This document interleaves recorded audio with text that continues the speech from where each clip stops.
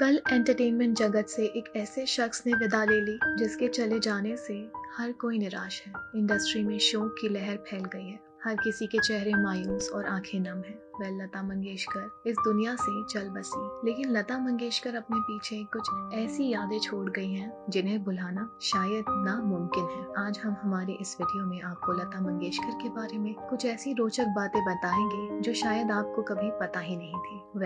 स्वर कोकिला लता मंगेशकर अपनी मधुर आवाज से 6 दशकों तक संगीत की दुनिया को सुरों से सजाती आई थी। बॉलीवुड की शायद ही कोई ऐसी एक्ट्रेस हो जिसको लता ने अपनी आवाज न दी हो। लता जी ने 20 भाषाओं में 30,000 गाने गाए हैं। लता मंगेशकर जी के जन्म के वक्त उनका नाम कुछ और था। जी हाँ, आपने सही सुना, उनका नाम हेमा रखा गया था, लेकिन कुछ सालों बाद अपने थिएटर के एक पात्र लतिका के नाम पर दीनानाथ जी ने उनका नाम लता रखा। 5 साल की उम्र में ही लता जी ने अपने पिता से संगीत की शिक्षा लेनी शुरू कर दी थी और थिएटर में एक्टिंग किया करती थी।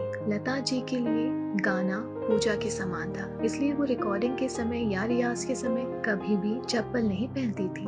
Guinness book of world record में 1974 से 1991 तक लता मंगेशकर जी का नाम दुनिया की सबसे ज्यादा गाना गाने वाली सिंगर्स के तौर पर दर्ज हुआ था। शुरुआती सफर में पतली आवाज होने की वजह से लता जी को आलोचना का सामना करना पड़ता था। इसके बाद 1948 में आई फिल्म मजबूर के गाने दिल मेरा तोड़ा से उन्होंने पहचान बनाई। एक दौर ऐसा भी आया था जब गलतफहमियों के कारण लता मंगेशकर जी ने आर.डी. बर्मन के साथ काम करने से इनकार कर दिया था। पुरुष गायकों में मोहम्मद रफी के साथ लता जी ने लगभग 440 गीत गाए। युगल गीतों पर रॉयल्टी के भुगतान के मुद्दे पर लता मंगेशकर और रफी जी के बीच में मतभेद भी हो गए थे। हाउएवर, आपको बता दें, इसके बाद दोनों ही सिंगर्स ने करीब 3 वर्ष तक साथ गाना नहीं गाया। लता मंगेशकर को भारतीय संगीत में महत्वपूर्ण योगदान देने के लिए भी वर्ष 1969 में पद्म भूषण से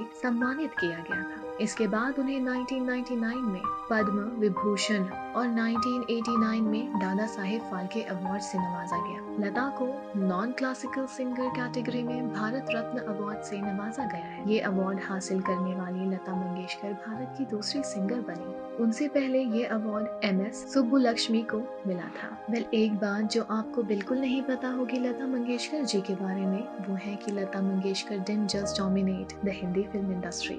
She ruled India as a whole. In addition to recording songs in Hindi and Urdu, Lata ji is said to have created music in 36 different Indian languages, including Marathi, Tamil, Bhojpuri, Kannada, Bengali and Assamese.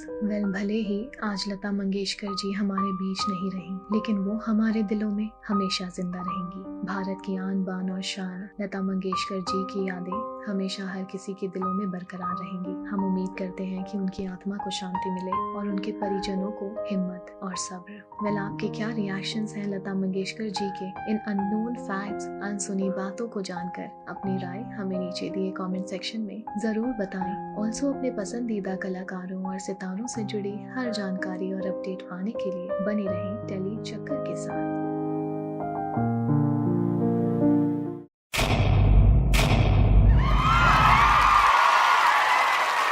Know all about the Telly world by subscribing to Telly Chakka's YouTube channel. Don't forget to hit the bell icon to stay updated to our new videos.